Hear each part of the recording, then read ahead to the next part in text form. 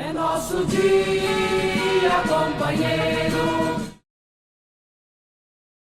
Primeiro, eu queria agradecer a oportunidade do Instituto fazer esse belo trabalho que está fazendo de reconstituição de uma parte da história da luta de classe regionalmente no Brasil.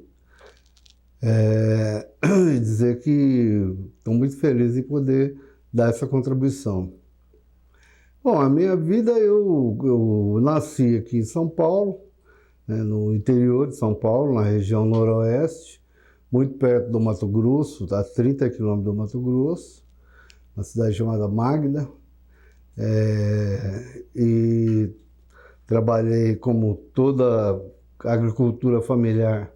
Então, aos 6, 7 anos, a gente já ia para a roça com os pais, né? Porque o pai e a mãe ia para a roça trabalhar e a gente acabava também trabalhando na roça, né? Então, ralhei muito algodão, colhi muito algodão, eu quebrei muito milho, esses trabalhos que crianças tinham condições de fazer na época. No fim da década de 60, mais praticamente em 1970, meu pai teve uma decepção em 2 colheitas na época de geada e tal, perdemos tudo, e tinha uns tios meus aqui em São Paulo, aí chamaram a gente para vir para cá, e a gente veio para cá e ficamos 4 anos aqui, mas foi 4 anos muito duros, porque como a gente vivia numa vida de fartura, lá na roça, não tinha luxo, não tinha beleza e tal, mas comida tinha muito, né? Chega aqui na cidade grande, que não tem comida, não está no pé, você tem que comprar no supermercado. E meu pai era analfabeto, minha mãe era analfabeta. Em 70, naquela crise brava econômica que nós passamos no começo da década de 70.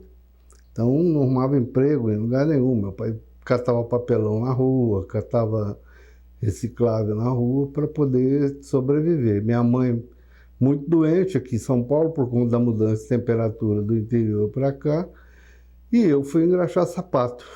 Então, inclusive, aqui na Praça da Sé, eu com 11 anos já vinha de lá da Vila Rica, aqui no centro da cidade, engraxar sapatos para poder ajudar na renda familiar. 4 anos depois, em 74, uns tios meus que moravam em Limeira, trabalhavam em fábricas metalúrgicas de lá, mandam uma carta para o meu pai, porque na época não tinha telefone, não tinha celular, não tinha nada, era só comunicação, era correio. E dizendo que lá estava empregando gente nas empresas metalúrgicas lá. Meu pai foi para lá no fim de 73, sem a gente ainda, a gente ficou aqui, e lá ele arrumou um emprego, conseguiu arrumar um emprego mesmo sendo analfabeto, uma fundição, e levou a gente para lá no mês de fevereiro de 1974, que eu tinha 13 anos. Mas chegando lá, todo mundo arrumou emprego. Meu irmão mais velho arrumou emprego numa fábrica de doce, eu arrumei emprego numa supermercado de empacotador. Minha mãe sarou de vez e arrumou emprego de empregado doméstico. E todo mundo, os maiores, todos foram trabalhar e aí resolver um problema econômico da família.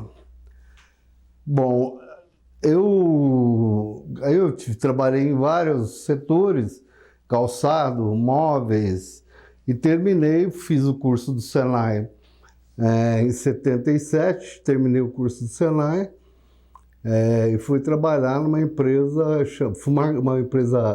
metalúrgica chamada Fumagalli, que era, na época, a maior fábrica de roda da América Latina. Uma fábrica grande, tinha por volta de 2.500 trabalhadores naquela época. E lá, minha militância começa aí em o final de 78, 79, a gente tenta organizar o primeiro grupo de oposição ao sindicato, mas era um nicho, era só nós ali naquela fábrica, eu, um companheiro chamado Silon, um companheiro chamado Israel, que depois virou padre agora, mas fomos descobertos e fomos demitidos.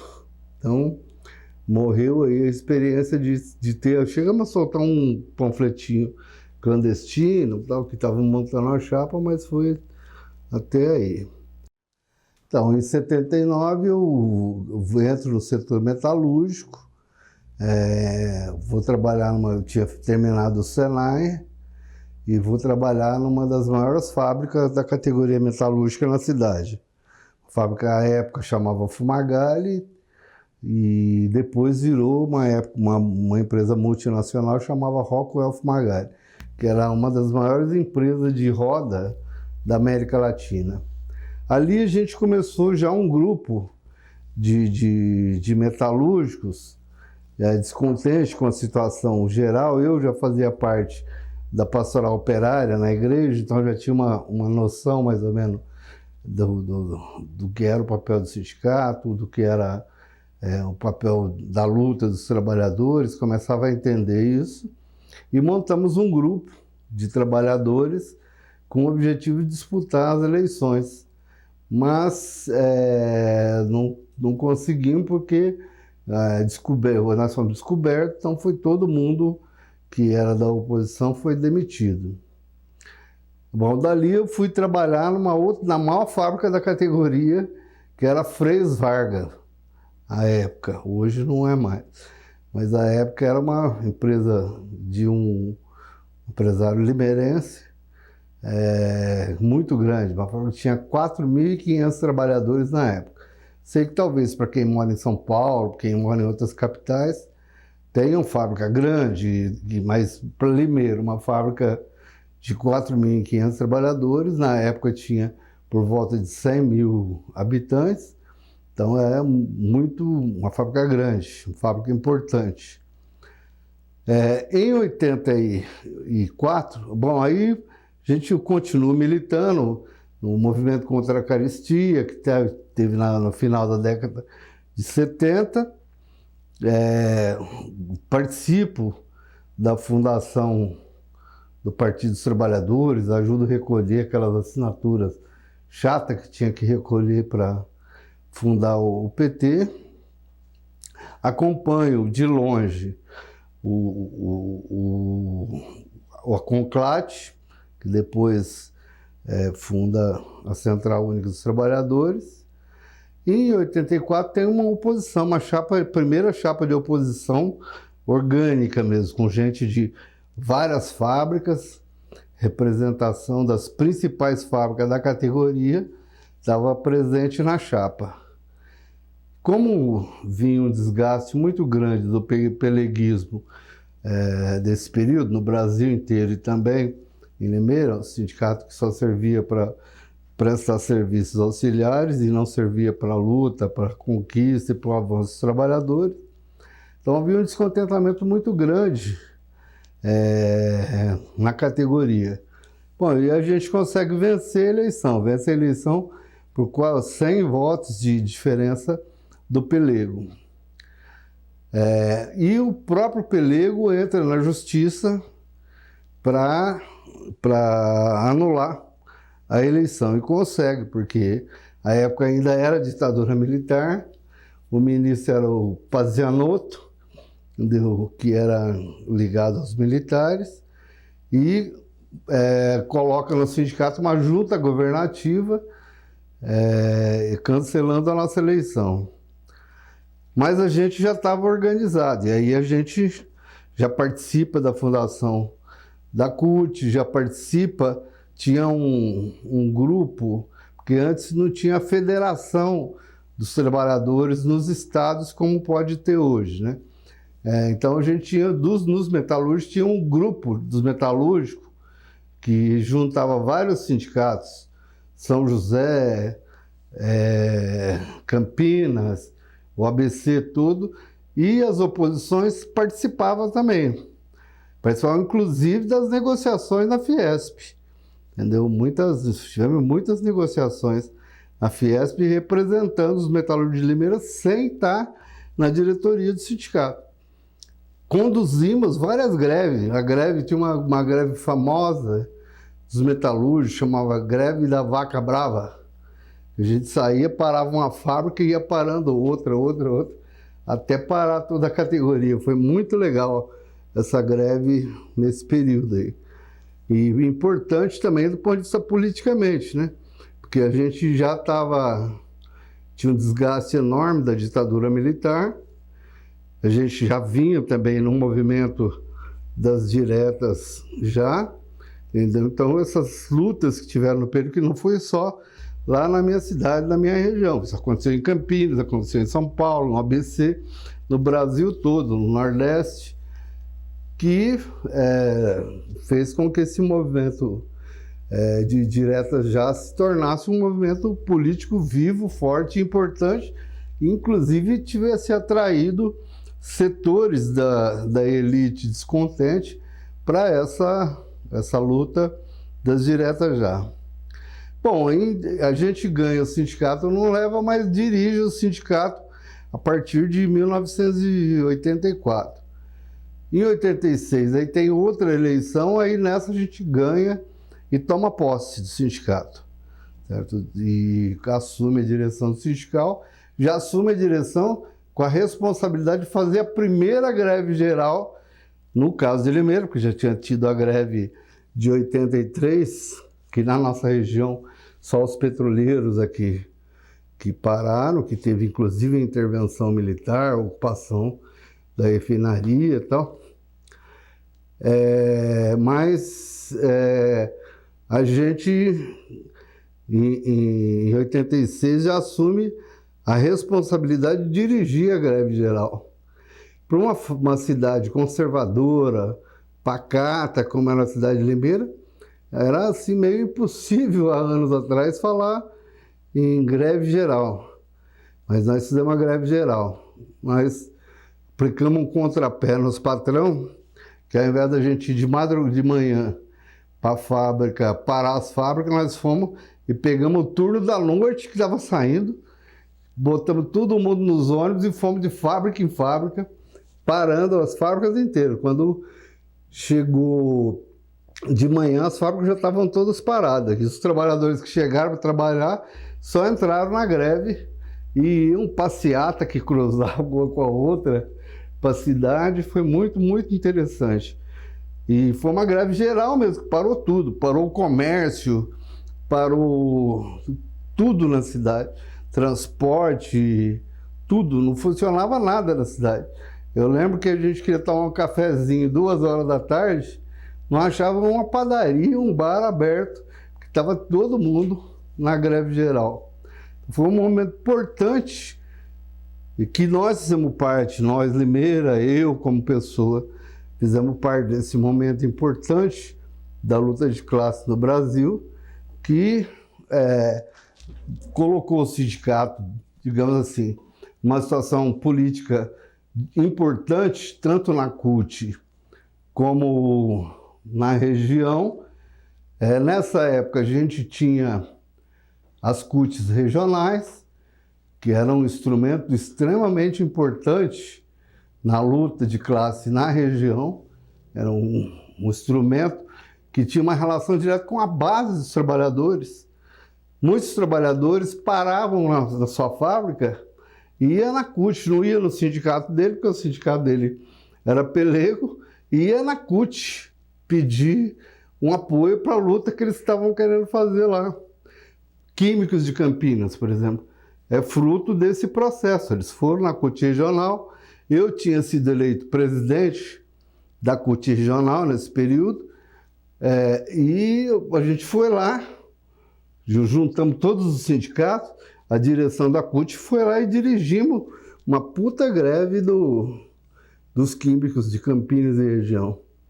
Foi assim com o Abrasivo de Vinhedo, foi assim com a construção civil de Campinas, foi assim com ceramista de Pedreira, ou seja, diversos sindicatos na região chegaram na CUT através das mãos da oposição, que tinha nascido de um processo de luta, entendeu? Ainda com o pelego dentro do sindicato, mas que depois se transforma numa oposição que consegue ganhar o sindicato. Então a CUT tinha um papel extremamente importante, estratégico. A CUT regional não era o tal do escritório que existe hoje, era uma instância que tinha encontro, tinha congresso e tinha disputa de tese, entendeu? Elegia uma direção a partir de uma política e de uma tese que foi majoritária, e essa política majoritária dirigia o processo na região durante 2 anos, que era o tempo de mandato da direção regional.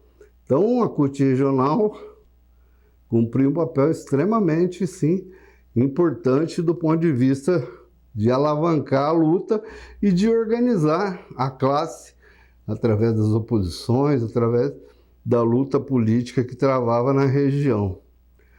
Bom, desse período para frente, eu sempre digo o seguinte, que a década de ouro, que a década mais promissora da luta de classe no Brasil, depois da ditadura militar, foi a década de 80.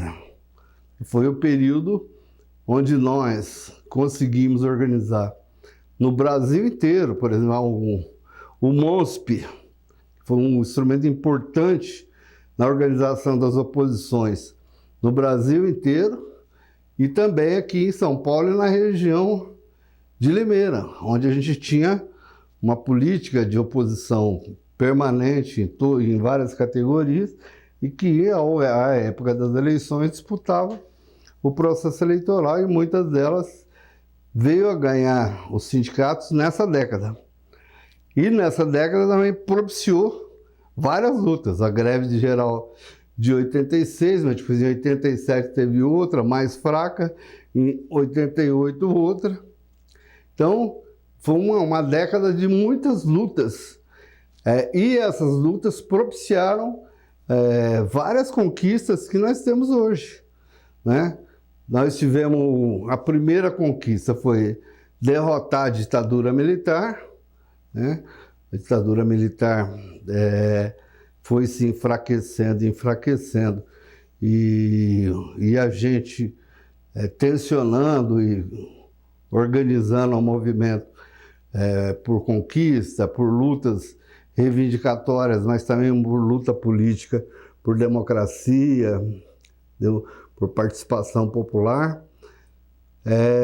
E nessa década a gente consegue uma constituinte, não a que a gente queria, porque a gente vinha no movimento constituinte para que tivesse uma assembleia constituinte, onde as pessoas pudessem eleger o seu ou a sua representante apenas para cumprir a tarefa de apresentar uma nova constituinte ao Brasil. Infelizmente, no movimento das diretas, que também levava essa bandeira, nós fomos traídos por parte dessa elite que estava conosco no palanque pelas diretas já, mas quando vai sair para a Constituinte, pula para trás e leva a eleição dos constituintes, dos deputados e deputadas, para o parlamento, deixando o povo de fora da participação nessa Constituinte. Mas mesmo assim, como a gente vinha num processo de lutas intenso no Brasil, isso propiciou que tivesse uma Constituinte um pouco mais evoluída do que as anteriores que a gente já teve no Brasil. Nessa Constituinte, a gente conseguiu, pela primeira vez, um debate nacional sobre a redução da jornada de trabalho.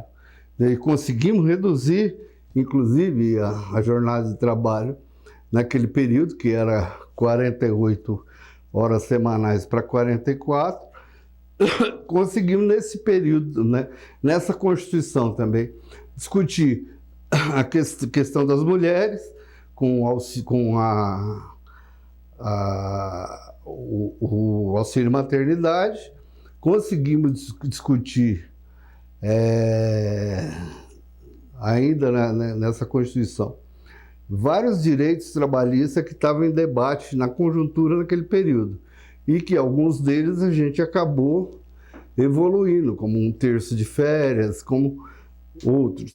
Mas não conseguimos avançar em questões estratégicas, como a luta que a gente travava contra a estrutura sindical, para que tivesse uma reforma sindical no Brasil, onde a gente se libertasse do jugo do Estado sobre os sindicatos e que nos desse a liberdade e a independência para tomar as decisões, para tomar a decisão de greve, de campanhas salariais e até do próprio financiamento do sindicalismo.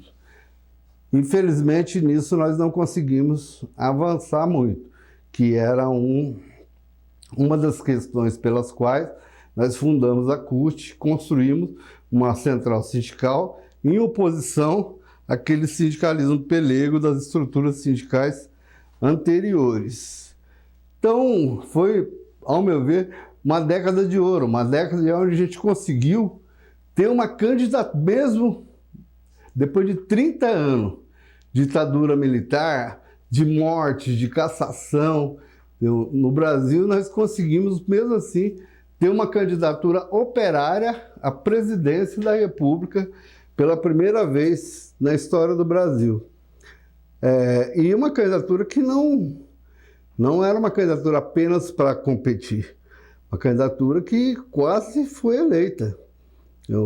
Se não fosse as manobras feitas pela Rede Globo, com apoio de da elite brasileira, nós teríamos ganho a eleição já em 89. Mas perdemos a eleição.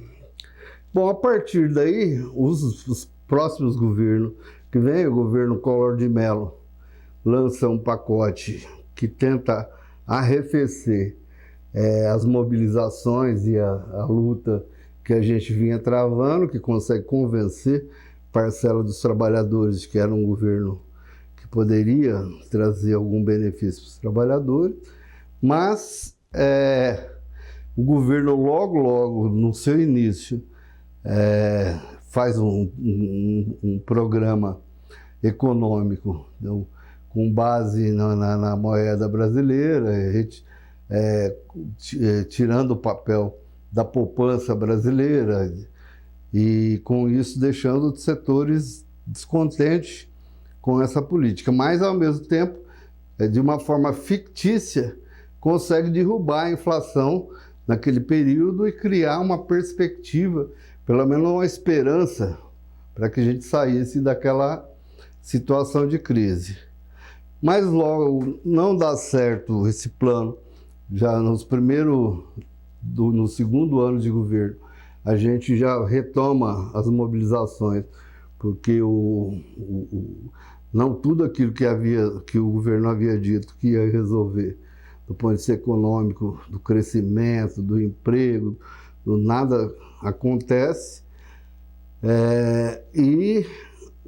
Tem um impeachment no Brasil, a primeira vez na história do Brasil, um presidente é cassado por denúncias de corrupção.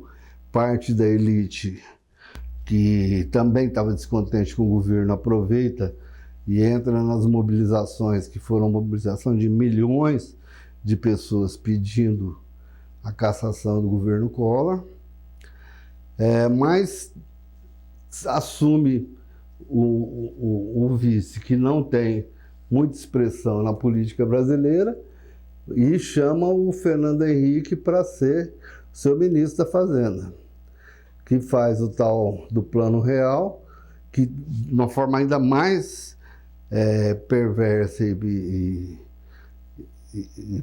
perspicaz, consegue abaixar a inflação para um patamar de um dígito de inflação, e apresenta uma perspectiva de retomada do crescimento e que ganha a população brasileira. Então, nós passamos aí a ter dificuldade nas mobilizações, nas greves e tal. E eu acho que a CUT também muda de perfil após esse período, esse primeiro período, a primeira década. Então, a CUT, ela nasce como uma forma forte de contestação, contestação ao regime, contestação às políticas desenvolvidas pelos governos, contestação aos governos militares. Então, uma central bastante combativa e que se baseava mais na mobilização do que nas negociações. Então, tinha como lema, primeiro a gente mobiliza, né, primeiro a gente bota os trabalhadores na rua, para depois a gente ir para as mesas de negociação. Então, isso, ao meu ver, foi invertido depois da década de 80. Passou a ser prioridade as mesas de negociação em detrimento da organização dos trabalhadores e das mobilizações dos trabalhadores. Então, tudo ia para a mesa ser discutido e os trabalhadores aguardavam pacatos no seu local de trabalho para ver o que saía da mesa. Então, isso, ao meu ver, enfraqueceu bastante essa mudança de concepção da CUT. Ao mesmo tempo, a gente teve uma mudança profunda no Brasil no processo de produção, certo? Que afetou muitos trabalhadores, né?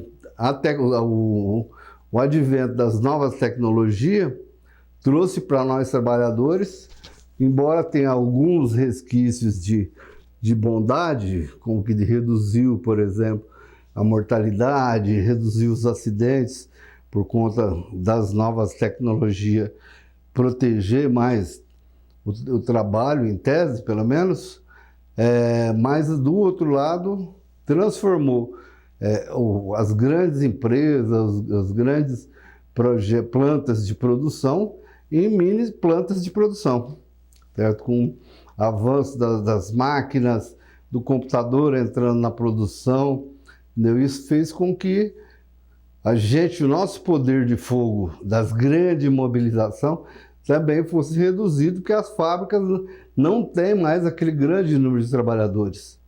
Só para ter uma ideia, a Varga, Freios Varga, que foi a firma que eu trabalhei até 1985, ela era a maior fábrica da categoria, tinha por volta de 4.500 trabalhadores. Depois desses inventos tecnológicos, em 1986, 87, ela já tinha por volta de 1.500 trabalhadores.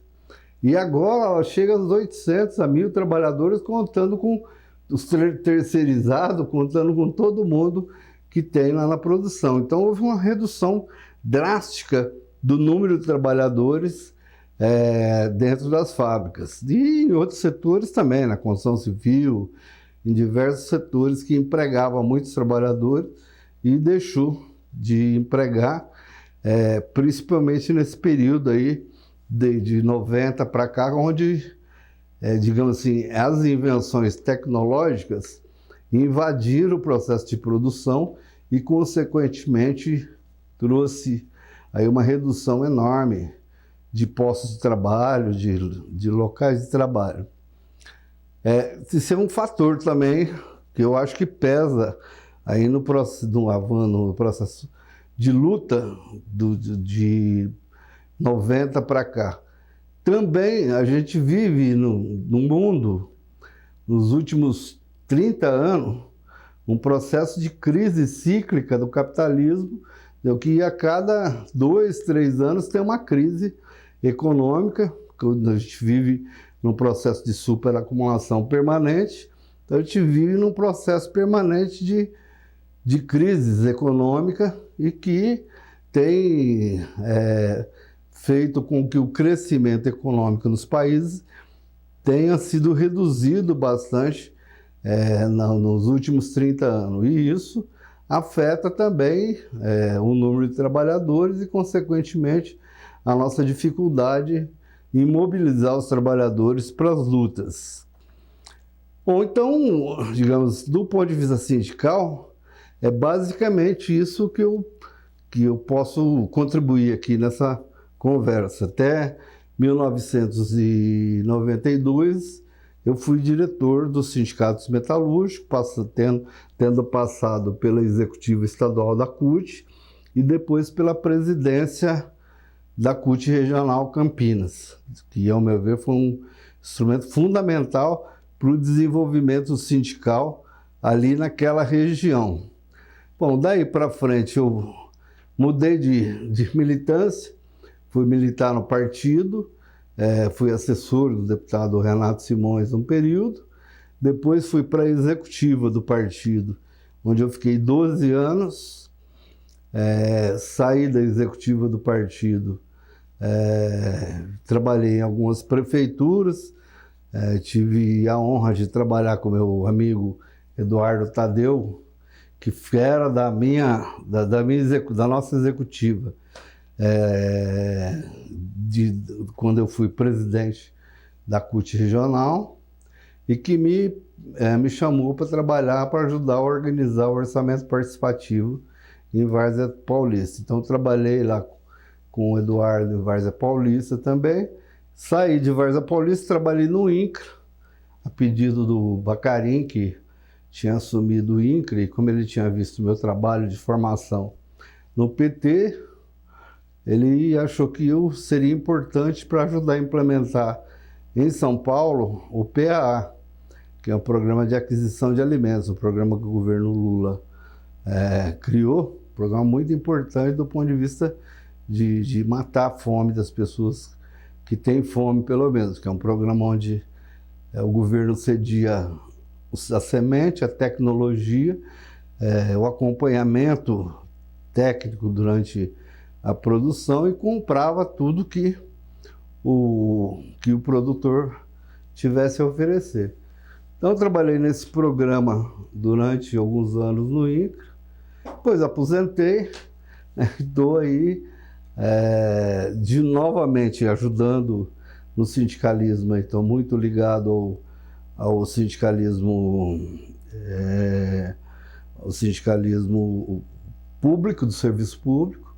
Estou aí com uma assessoria na Federação Estadual dos Servidores Públicos Municipais, que também foi um dos avanços nesse tema na Constituição de 88, foi garantir a única conquista sindical que a gente pode dizer assim, que saiu daquela Constituição, foi o direito de organização dos trabalhadores do serviço público, que durante toda a história do Brasil, o Brasil que tinha sindicato desde o começo do século, mas só conseguiu reconhecer o serviço público como trabalhadores e como categoria que pudesse organizar a partir de 88. Ainda, voltando a falar da CUT Regional, em 88 nós fizemos a maior greve de servidor público também do Estado do Brasil e do Estado de São Paulo. Na região, a gente juntou professor, serviço da saúde, que à época era estadual, e os professores também eram estadual. Paramos o judiciário, entendeu? Formamos um comando de greve com o judiciário, professores, agentes de saúde, assistência social.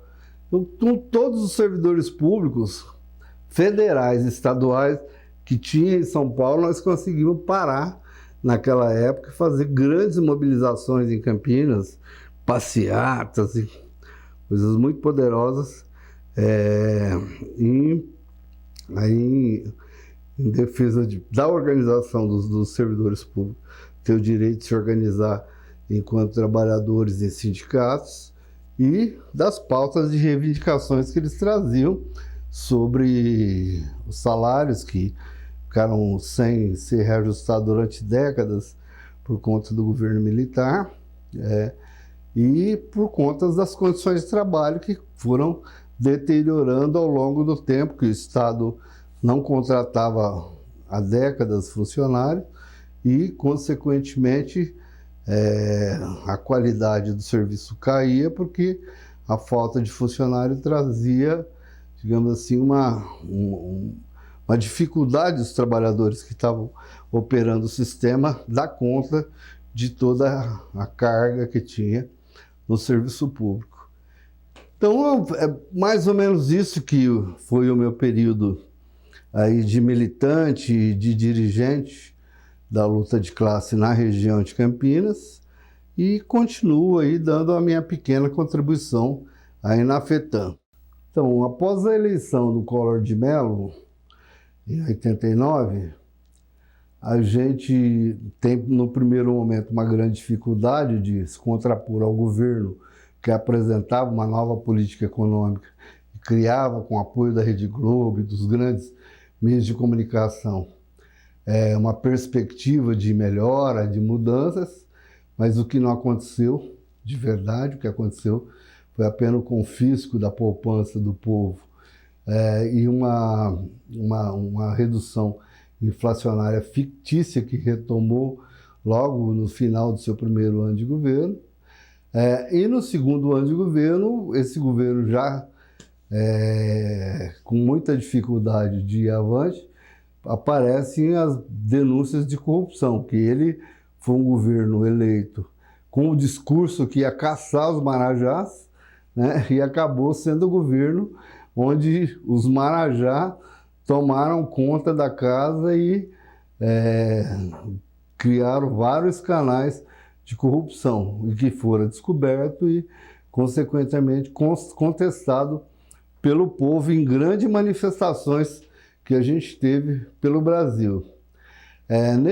Esse período antes do Collor ser cassado, a gente viveu um momento tenso interno na CUT, entendeu? Porque parte da direção majoritária era contra a gente iniciar um movimento pelo Fora Collor e outra parte, que era da qual eu fazia parte, era a favor de iniciar um movimento Fora Collor já naquele momento, no fim do primeiro ano de governo. Mas a direção nacional era majoritariamente contra. Mas nas regiões, as CUTs tinham uma certa independência. Então, as CUT regionais, pelo menos a de São Paulo, que era dirigida pelo Chico Gordo, e de Franca, que era dirigido pelos companheiros Jorginho, e a de Campinas, que era dirigida pelo meu grupo, nós decidimos levar avante o Fora Collor e conseguimos grandes mobilizações na região de Campinas para derrubar o governo Collor. Tivemos campanha, fizemos cartazes, tivemos processo de mobilização permanente até que o governo Collor fosse cassado. Bom, essa crise que a gente viveu na CUT, entendeu? Uma crise que tensionou muito o período, as direções da CUT, entendeu? E porque era meio que a tentativa de proibir as instâncias inferiores, digamos assim, as CUTs estaduais e as CUTs regionais, de desenvolver aquilo que estava claro nas ruas, o povo querendo o fim do governo Collor. Então houve assim meio que quase uma proibição que a gente fizesse manifestações, mas nós em Campinas fizemos, em Franca fizemos, na capital de São Paulo fizemos, e fizemos no Nordeste, em várias outras regiões do Nordeste e do Rio Grande do Sul, teve manifestações exigindo Fora Collor, mesmo a direção nacional da CUT não sendo a favor do Fora Collor. Então, nesse período de CUT regional, que eu digo que foi um período muito rico da luta da classe nessa região do Estado, ela foi acompanhada não só pela luta sindical, né, porque já vinha, inclusive, antes da CUT, movimentos importantes no Brasil que depois ajudou a acumular com a fundação da CUT para as intervenções que nós fizemos posteriormente. De um movimento contra a caristia, que foi um movimento muito forte no Brasil, entre 77 e 82, mais ou menos. Tinha a Igreja Católica, tinha, digamos assim, um setor avançado do ponto de vista da interpretação social e, consequentemente, apontando para a necessidade da organização dos trabalhadores da luta, através principalmente da pastoral operária e da juventude operária católica. E também, em 85, nasce o maior movimento pela luta agrária no Brasil, que é o MST, né, que teve papel central também nessas lutas que nós tivemos no período. E na CUT regional, a gente juntava todo esse caldo da luta de classe do período, o movimento, o que sobrou do movimento contra a caristia, os militantes das pastorais operárias. E em 94 também, esqueci de falar, nós ganhamos o Sindicato dos Metalúrgicos de Campinas, com o companheiro Durval de Carvalho, que era o nosso coordenador regional da pastoral operária. Ganhamos a presidência do Sindicato dos Metalúrgicos de Campinas, que foi uma ferramenta extremamente importante para ajudar a articular todas essas lutas que a gente fez aí na região. E todas essas lutas sempre tinham a mão da luta popular junto com a luta sindical.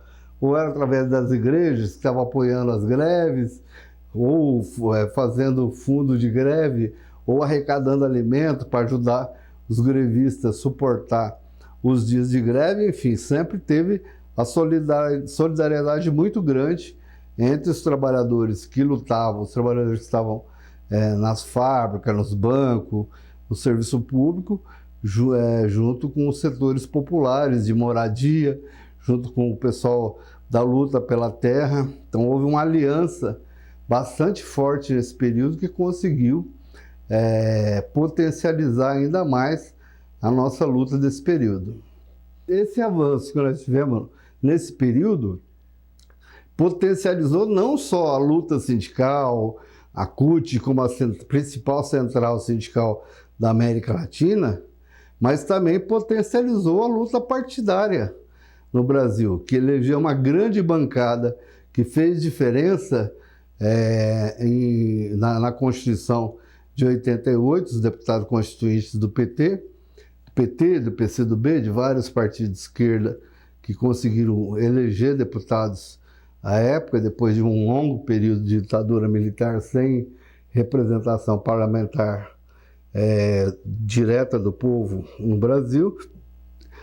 E também tivemos a eleição de vários prefeitos e prefeitas em grandes cidades, como Erundina, em São Paulo, como Jacó Bittar, em Campinas, que depois tivemos um retrocesso, é lógico, em Campinas, um contrapé, porque o Jacó fez uma opção de se aliançar com outros setores, não com setores sindicais e populares, mas foi uma vitória derrotar a direita numa eleição numa cidade importante como Campinas.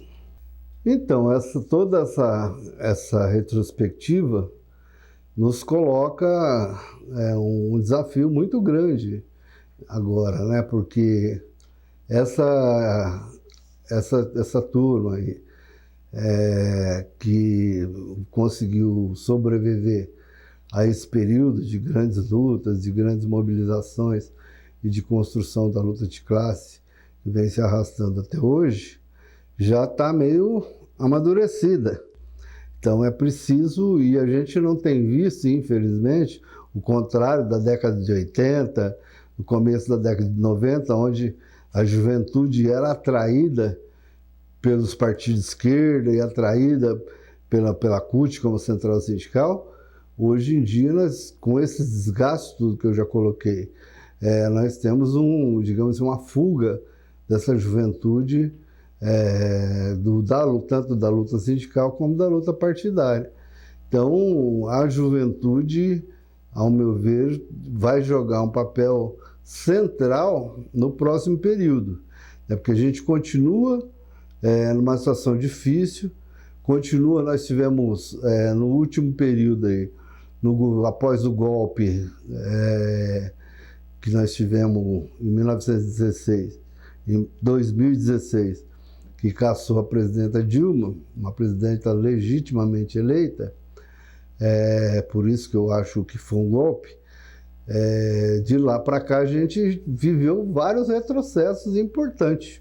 Retrocesso trabalhista, como por exemplo mudança no contrato de trabalho, que foi uma conquista heróica dos trabalhadores da década de 60, de ter uma carteira profissional, de ter registro em carteira, de ter direito a férias, 13º, um terço de férias e tudo mais, de ter direito a licença maternidade, enfim. Todos esses direitos começaram a correr risco depois de 2016 e continua em risco, porque a elite continua querendo aprofundar essas reformas para acumular mais riqueza no Brasil. Então, essa juventude, nós já estamos vivendo dessa geração que já vem cansada, com muita experiência, mas também com muita dificuldade de dar continuidade e vigor a essas lutas. Então, a juventude cumpre um papel central nesse próximo período, para conseguir reverter essa lógica que a gente está de resistência, né? Por exemplo, o serviço público, o governo Bolsonaro tentou fazer uma reforma administrativa profundamente prejudicial aos servidores e à população, né? Porque coloca o serviço público completamente na mão da iniciativa privada ou na mão dos prefeitos ou de governadores que possam fazer o que quiser com os trabalhadores, contratar quem quer, sem concurso e sem a estabilidade no emprego. Então, a gente vive um momento difícil, vive um momento onde a gente acabou de eleger um presidente da República, mas um presidente da República que não será, ao meu ver, o mesmo presidente da República que nós elegemos 2 vezes no começo desse século. Então, por quê? Porque é um governo que tem uma nova conformação, uma nova aliança para se sustentar, e com essa aliança, diversos setores conservadores que sempre estiveram aplicando as reformas liberais no Brasil e que estão hoje compondo essa frente, essa frente esquerda, durante esses 4 anos de governo Lula. Então, é um governo em disputa, que se a gente não estiver na rua, se a gente não mobilizar a classe trabalhadora e não apresentar um projeto de classe para enfrentar esses problemas que nós estamos tendo aí, nós vamos ter muita dificuldade. Então, é preciso retomar o diálogo com a juventude, reorganizar essa juventude, tanto na central sindical como nos partidos de esquerda, para que a gente possa ter, no próximo período, uma nova leva de dirigentes que tenham clareza do papel da classe trabalhadora na luta nesse período, que tenha vontade de retomar um papel que leve a classe trabalhadora a ter vitórias novamente nessa conjuntura.